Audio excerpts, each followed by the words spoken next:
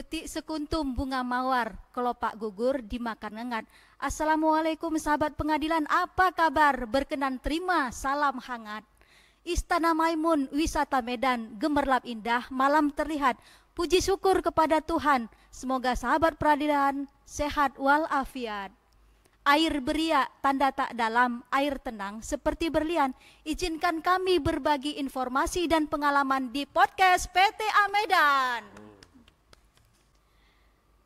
Sahabat peradilan yang berbahagia, di sini kami akan membagikan informasi tentang bagaimana kiat-kiat Pengadilan Tinggi Agama Medan dalam meraih WBK. Mungkin sebahagian sudah mengetahui bahwa wilayah bebas korupsi atau WBK adalah predikat yang diberikan kepada suatu unit kerja yang telah berhasil di dalam melaksanakan reformasi birokrasi dan juga telah memenuhi komponen ngungkit serta telah berhasil di dalam mewujudkan pemerintahan yang bersih dan memberikan pelayanan yang prima. Sebagian unit kerja telah berhasil dalam meraih WBK tersebut, namun barangkali ada beberapa unit kerja yang belum berhasil dan masih berjuang untuk meraih WBK tersebut. Dan di sini kami podcast PTA Medan akan berbagikan informasi dan pengalaman tentang bagaimana kiat-kiat untuk meraih WBK. Dan di sini kita telah mengundang Bapak narasumber kita, Bapak Dr. Haji Abdul Hamid Pulungan SHMH. Assalamualaikum Pak, apa kabar? Waalaikumsalam, kabar baik. Di sini kami akan memperkenalkan Bapak narasumber kita bahwa beliau adalah orang yang sangat berperan penting di dalam mewujudkan keberhasilan perolehan WBK di PTA Medan karena beliau adalah merupakan pimpinan dan juga merupakan role model serta sebagai Ketua Pengadilan Tinggi Agama Medan. Mohon izin Bapak, kita akan berbagi informasi kepada sahabat peradilan tentang bagaimana kiat-kiat Pengadilan Tinggi Agama Medan dalam meraih WBK. Berkenan ya Pak ya? Iya, iya.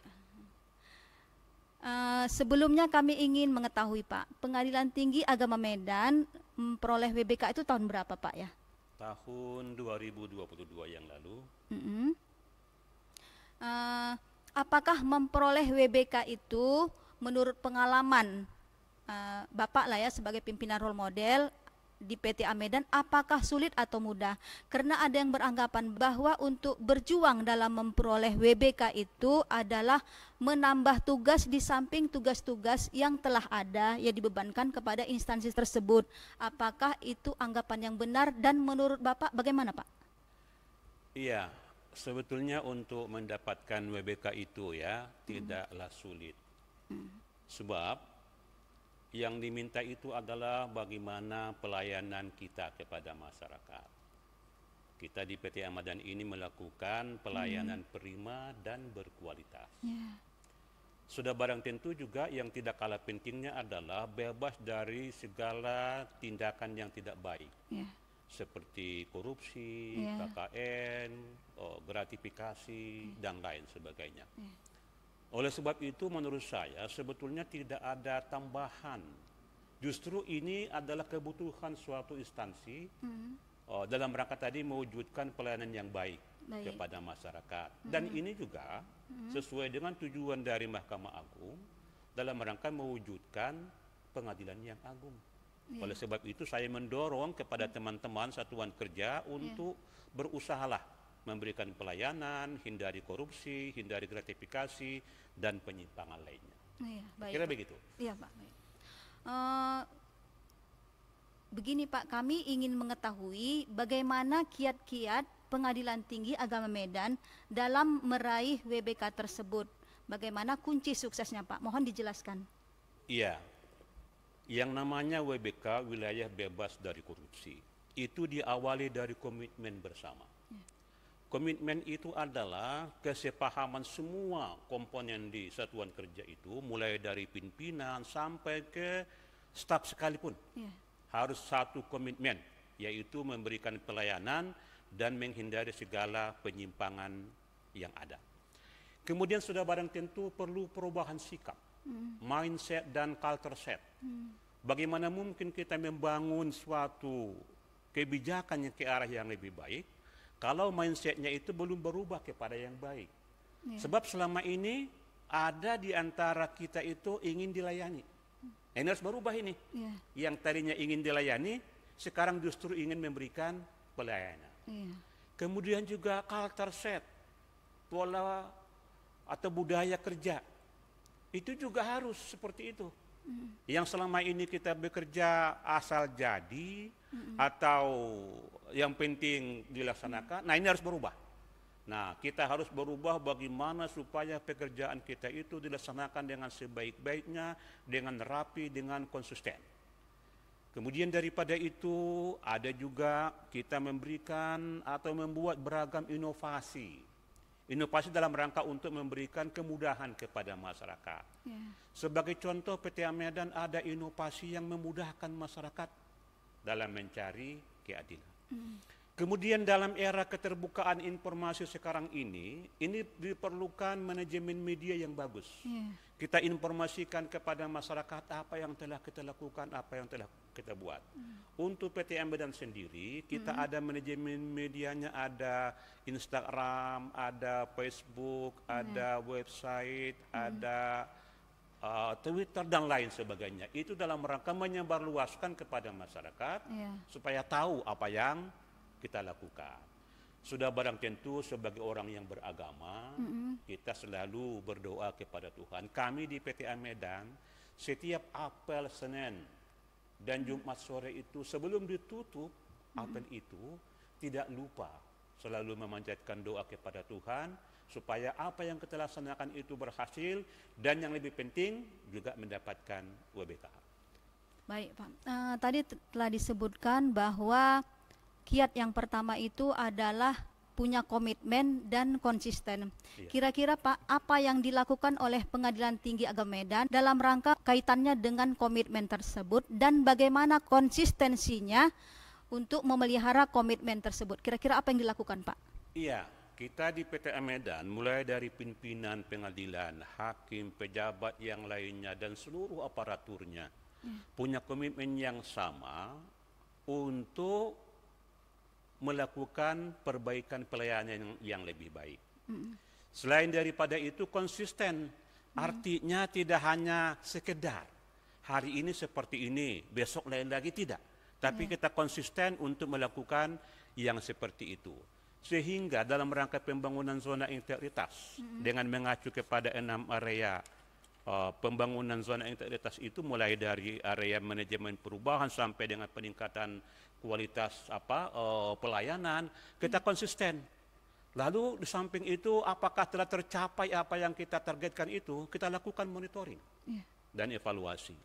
Nah, mungkin di sana ada kekurangan, kita lakukan di mana kekurangannya untuk kita perbaiki ke depan. Sehingga dengan cara yang seperti itu, maka kita yang telah ditargetkan itu dapat tercapai, terlaksana dengan sebaik-baiknya. Iya. Baik. Kemudian tadi ada kiat yang kedua itu adalah Pak, meningkatkan kesadaran dan pemahaman terhadap aparatur gitu ya. Jadi kira-kira apa Pak yang dilakukan oleh PTA Medan untuk meningkatkan kesadaran dan pemahaman terhadap pembangunan zona integritas tersebut? Iya, kita di PTA Medan ini sadar sepenuhnya bahwa yang punya pekerjaan atau kepentingan dengan WBK ini bukan hanya pimpinan, tapi semuanya. Oleh karena itu kita bangun ketika apel misalnya mengucapkan 6 area pembangunan zona integritas. Dalam rapat-rapat kita berikan pemahaman sehingga semua aparatur PTA Medan itu paham apa maksud, apa gunanya, apa yang harus dikerjakan dalam rangka mewujudkan 6 area pembangunan zona integritas ini. Oleh karena itu kami ada yel-yel, ada pengucapan tadi 6 area pembangunan zona integritas. Dengan cara seperti itu kami ingin mendoktrin supaya semuanya bisa memahami, bisa menyadari bahwa memang pembangunan zona integritas itu bukan hanya sekedar, tapi memang kebutuhan yang harus kita laksanakan. Iya. Kemudian ini Pak, apa saja sih Pak yang dilakukan oleh Pengadilan Tinggi Agama Medan dalam pemenuhan 6 area tersebut, ya kan, di dalam pembangunan JI, karena di situ ada 6 area yang harus dilakukan pemenuhan. Kegiatan-kegiatannya apa saja Pak yang dilakukan oleh PTA Medan? Ya, jadi kita telah awalnya membentuk tim pembangunan zona integritas area 1 sampai dengan area 6, masing-masing ada koordinator, ada anggotanya. Nah, masing-masing ini kita minta supaya berperan secara simultan, secara bersama-sama. Contoh misalnya seperti area 1 manajemen perubahan. Bagaimana petugas PTSP dalam memberikan pelayanan kepada masyarakat bisa memberikan pelayanan prima dan berkualitas. Oleh sebab itu dalam rangka meningkatkan pelayanan di PTSP itu kami mengundang dari pihak bank untuk memberikan pencerahan dalam rangka memberikan pelayanan dengan pendekatan 5S: senyum, salam, sapa, sopan, santun. Ini sebagai contoh untuk area 1. Begitu juga dengan area-area yang lainnya. Kemudian area 2 kira-kira apa Pak yang mana bisa berjadi pembanding gitu bagi yang lain? Kira-kira area 2 apa Pak kegiatannya? Untuk area 2 yaitu penataan tata laksana, itu kita lakukan review terhadap SOP yang sudah ada. Mungkin saja SOP yang dibuat pada tahun-tahun yang lalu itu tidak lagi relevan dengan sekarang ini. Lalu kita lakukan review, kita lihat apakah masih cocok apa enggak, diperbaiki supaya peningkatan itu semakin nyata.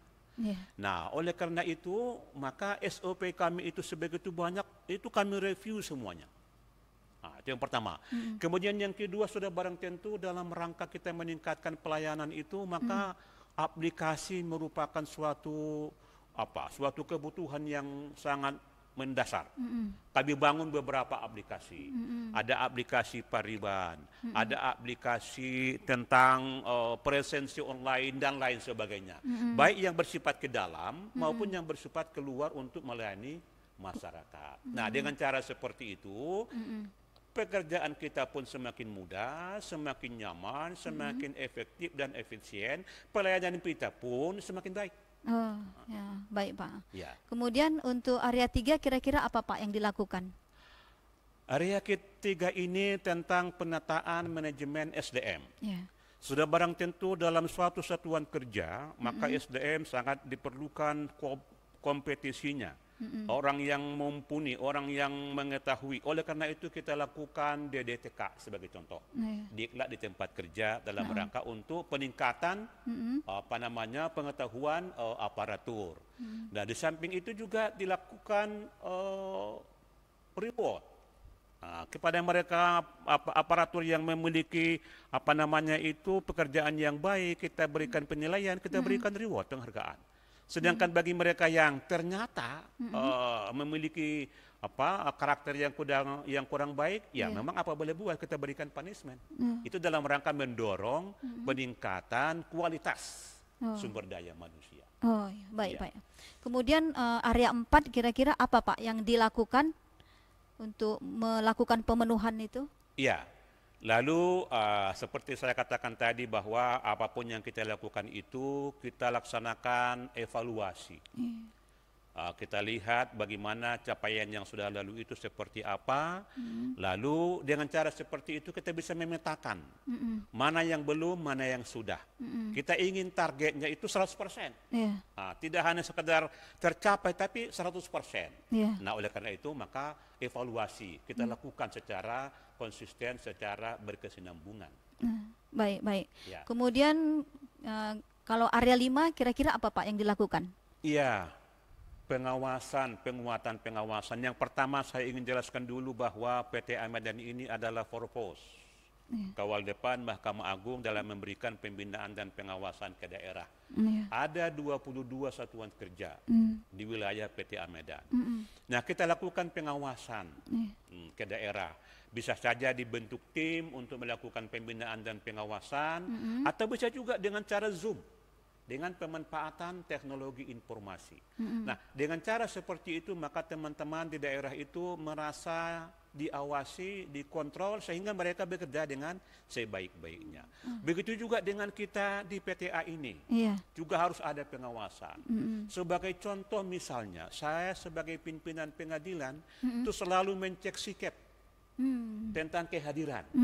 Ada enggak yang terlambat? Kalau memang ada yang terlambat, saya berikan teguran supaya tidak lagi terlambat untuk masa-masa yang akan datang. Jadi pengawasan itu kita lakukan secara konsisten, secara kontinu, secara berkesinambungan, sehingga diharapkan meminimalisir kemungkinan terjadinya suatu kesalahan. Kemudian ada area 6 Pak, yang area yang terakhir itu kira-kira apa Pak yang dilakukan oleh Pengadilan Tinggi Agama Medan? Iya, area 6 area peningkatan kualitas pelayanan. Nah, PTA Medan ada 2 sebagai stakeholder yang menjadi pelayanan. Yang pertama tadi saya katakan kepada 22 pengadilan se-Sumatera Utara kita berikan pelayanan. Contohnya misalnya sebelumnya itu apabila ada seorang ketua mengajukan izin cuti, dia harus berkirim surat. Nah, itu bisa kadang-kadang sampai 4 hari bahkan sama seminggu. Untuk meningkatkan pelayanan seperti memberikan cuti itu, maka kita buat aplikasi. Dengan ada aplikasi itu yang tadinya 3 hari atau 4 hari sekarang hanya 10 menit selesai. Nah, itu untuk memberikan pelayanan kepada teman-teman di pengadilan agama. Begitu juga dengan yang lainnya itu. Sementara untuk kepada masyarakat pencari keadilan, kita berikan pelayanan. Contoh kita menggunakan konsep one day minute, one day send. Artinya pada hari itu diputus, maka berkas perkaranya selesai dan putusannya pun kita kirim kepada pengadilan agama pengaju. Dan yang lebih hebatnya lagi, PTA Medan memiliki aplikasi Pariban. Dengan Pariban ini ada paling tidak 3 kemudahan yang diberikan kepada masyarakat. Yang pertama, biaya penggandaan tidak ada lagi. Bisa kita bayangkan kalau berkasnya begitu tebal, berapa biaya yang harus dikeluarkan oleh pihak, tidak ada lagi. Yang kedua, pengiriman tidak lagi melalui secara fisik atau melalui pos, tapi langsung di-input di aplikasi itu. Oleh karena itu, hari itu selesai, hari itu terkirim. Dan yang tidak kalah pentingnya adalah, kalau dikirim melalui pos, pernah kejadian suatu waktu salah kirim. Yang tadinya dikirim ke PTA Medan justru ke PTA yang lain. Nah, dengan cara seperti ini, kemungkinan untuk salah kirim tidak ada lagi. Ini adalah dalam rangka memberikan atau peningkatan kualitas pelayanan kepada masyarakat pencari keadilan. Dan khusus untuk aplikasi Pariban ini, alhamdulillah, oleh karena begitu bermutu, begitu berbobot, begitu berkualitas. Lalu Ditjen Badan Peradilan Agama Mahkamah Agung Republik Indonesia mengambil atau membuat aplikasi ini dan melaksanakannya secara nasional. Yang tadinya hanya PTA Medan, tapi sekarang di seluruh PTA se-Indonesia. Luar biasa memang PTA Medan ini. Begitu Bu peningkatan pelayanan kita. Berarti tadi itu adalah inovasi dan program unggulan Pengadilan Tinggi Agama Medan Pak ya? Benar Bu. Jadi inovasinya Pariban, kemudian tadi absen barcode, kemudian tadi program unggulannya itu penyelesaian perkara melalui one day send ya Pak ya, one day send, one day publish, one day minute. One day minute. Iya. Tadi telah disebutkan Pak Bapak ada kiat yang kelima yaitu tentang manajemen media. Kira-kira Pak bagaimana manajemen media di Pengadilan Tinggi Agama Medan? Apa yang dilakukan sehubungan dengan manajemen media tersebut? Iya. Jadi alhamdulillah kita di PTA Medan ini sudah ada beberapa media yang kita gunakan selama ini. Ini maksudnya adalah supaya kita sebarluaskan kepada masyarakat, kita publish apa yang kita lakukan itu dapat diketahui oleh masyarakat. Itu ada Instagram, ada website, ada Facebook, ada YouTube, ada Twitter, bahkan juga kami kirim ke website Kemenpan RB untuk menjelaskan apa yang kita lakukan. Dengan cara seperti itu, maka alhamdulillah kegiatan-kegiatan yang kita lakukan selama ini dapat diketahui, dapat diperoleh oleh masyarakat. Dengan demikian, kepercayaan masyarakat terhadap PTA Medan semakin meningkat. Itu tujuannya. Iya. Kemudian ada tadi kiat yang keenam Pak, berdoa kepada Tuhan Yang Maha Esa. Kira-kira kegiatan apa sih Pak yang hubungannya dengan berdoa kepada Tuhan Yang Maha Esa ini yang dilakukan oleh PTA Medan? Iya, kita sudah barang tentu sebagai orang yang beriman menyadari sepenuhnya bahwa apapun yang kita lakukan adalah tidak terlepas dari ketentuan dari Allah Subhanahu wa Ta'ala, Tuhan Yang Maha Esa. Oleh karena itu, kita di PTA Medan ini kita lakukan dengan dua cara. Yang pertama, setiap apel itu sebelum berakhir apel itu ditutup dengan doa.